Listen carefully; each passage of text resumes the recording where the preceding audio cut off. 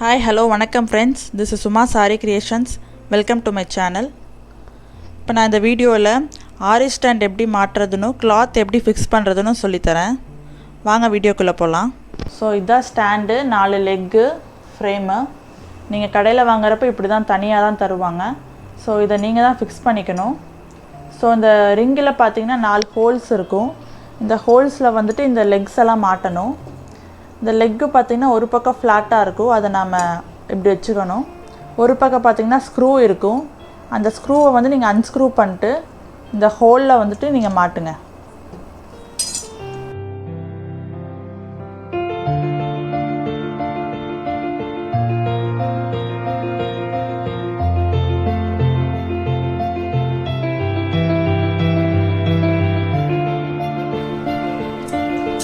So இந்த மாதிரி நீங்கள் மாட்டிக்கோங்க.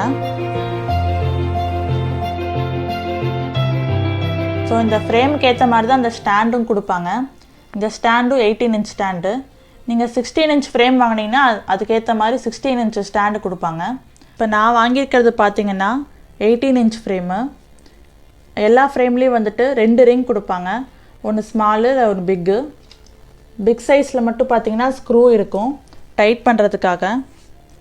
ஸோ இப்போ 18 இன்ச் ஃப்ரேம் வாங்கினா தான் நீங்கள் ப்ளவுஸ் எல்லாம் ஒர்க் பண்ண முடியும். இதுக்கு அடுத்தது பார்த்தீங்கன்னா 16 இன்ச் ஃப்ரேம் இருக்குது. அதில் நீங்கள் சுடிதார் நெக் இந்த மாதிரி தான் ஒர்க் பண்ணலாம்.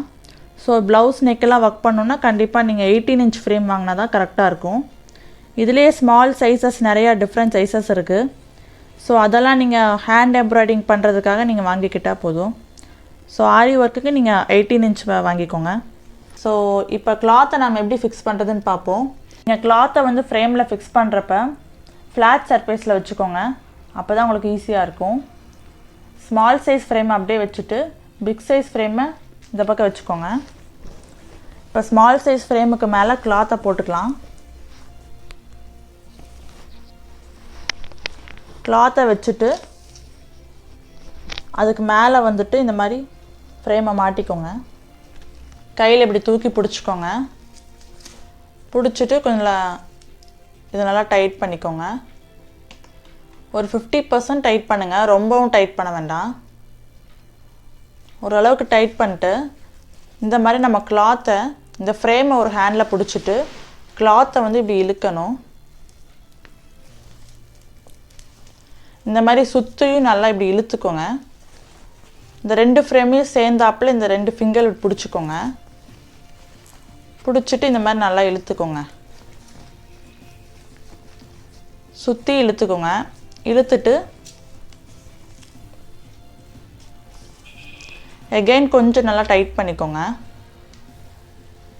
நல்லா டைட்டாக இருந்தால் தான் ஆரி ஒர்க் போட முடியும். இப்படி நல்லா டைட் பண்ணிட்டு இன்னும் வேணுனாலும் லைட்டாக இழுத்துக்கோங்க, இல்லாட்டி ஓகே விட்டுருங்க. இப்போ நீங்கள் ஃப்ரேம் வந்துட்டு கிளாத் ஃபிக்ஸ் பண்ணதுக்கப்புறமா ஃபிங்கரை வந்து இந்த மாதிரி வச்சு ப்ரெஸ் பண்ணி பாருங்கள்.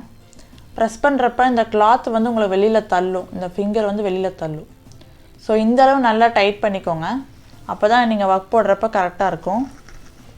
இப்போ மாட்டினதுக்கப்புறமா ஸ்டாண்டு மேலே இப்படி தூக்கி வச்சுக்கோங்க. அவ்வளோதான். ஸ்டாண்டில் நீங்கள் எதுவும் மாட்டணுன்னு அவசியம் இல்லை, இப்படி வச்சாலே போதும். நீ எக்ஸஸாக இருக்கிற இந்த கிளாத்தை வந்துட்டு அப்படியே சுருட்டி இங்கே ஒரு இப்படி பின் பண்ணிக்கோங்க. டிஸ்டர்பன்ஸாக நீங்கள் இருக்காது. இன்னும் நீங்கள் ஒர்க் போட ஸ்டார்ட் பண்ணலாம். ஸோ ஃப்ரெண்ட்ஸ், உங்களுக்கு இந்த வீடியோவில் ஏதாச்சும் டவுட்னா கமெண்ட் பாக்ஸில் கமெண்ட் பண்ணுங்கள். வீடியோவை லைக் பண்ணுங்கள், ஷேர் பண்ணுங்கள்.